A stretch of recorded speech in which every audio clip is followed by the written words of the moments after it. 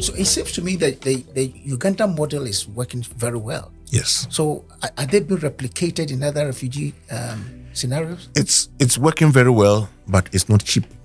It needs to be supported. We are, having serious funding situations. Well, that brings me to a very important question. On your website, yes, I see donate. In other words, you're asking people to donate and all that. Mm-hmm. You're a UN agency. You're an organization. Yes. Why are you, let me use the word, begging for money? Yeah, interesting. UNHCR's funding, almost all of it comes from voluntary contributions. That's how the organization has been designed. Right. Voluntary contributions, therefore, we have to advocate for resources to support the government.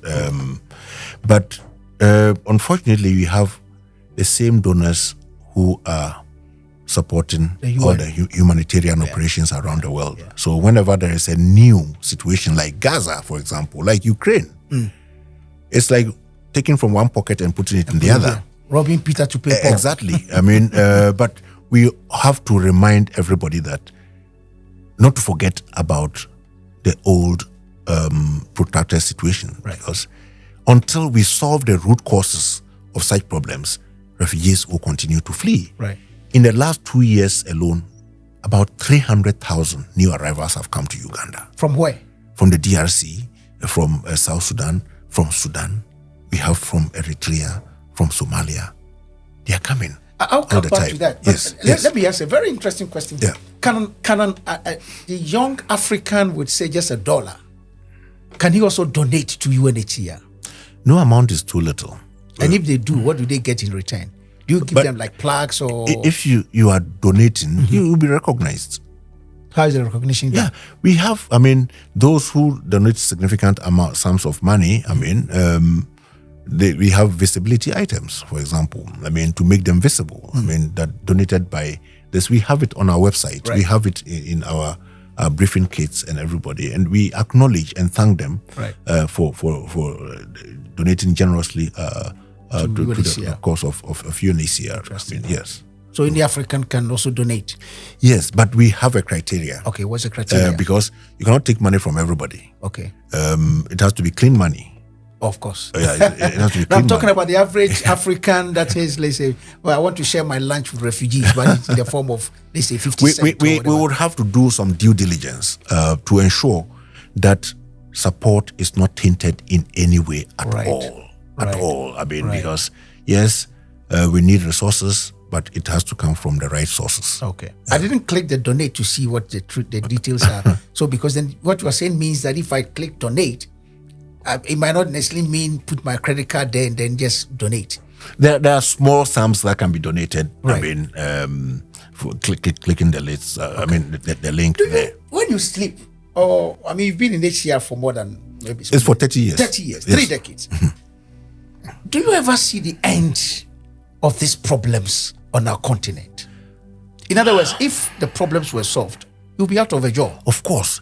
That is Do you want to be unemployed? That is how we are designed to be. We have to work ourselves out of a job. But you have been there for 30 years. Yeah, because the problems are not getting solved. So you're praying that the problem never gets solved. It's like the carpenter who makes the coffin. The coffin.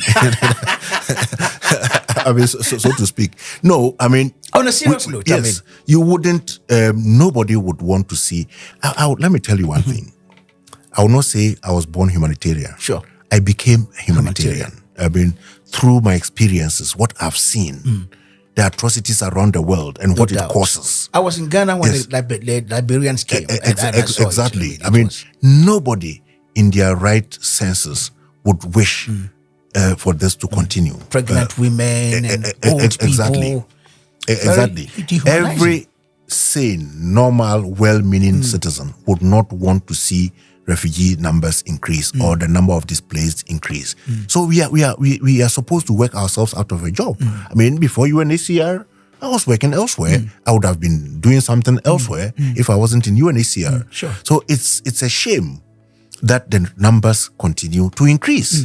And therefore, we have to manage the situation and also work and advocate for the causes, the root causes of refugee problems to be addressed. Otherwise, it keeps going up and up and up. In 2019, we had about 12.5 million forcibly displaced persons in East and Horn of Africa alone. Wow.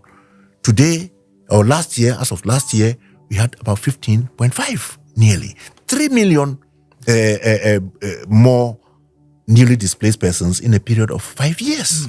This is unsustainable. Wow. It's unsustainable. I mean, so we are getting overwhelmed actually with the increasing numbers, and therefore the need for more and more resources to address the protection and assistance issues of such large numbers. So our plea is for those who are causing these atrocities to stop, sit and reason.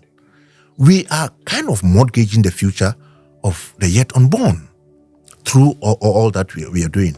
Here in Uganda, we have nearly 500,000 children in school-going age.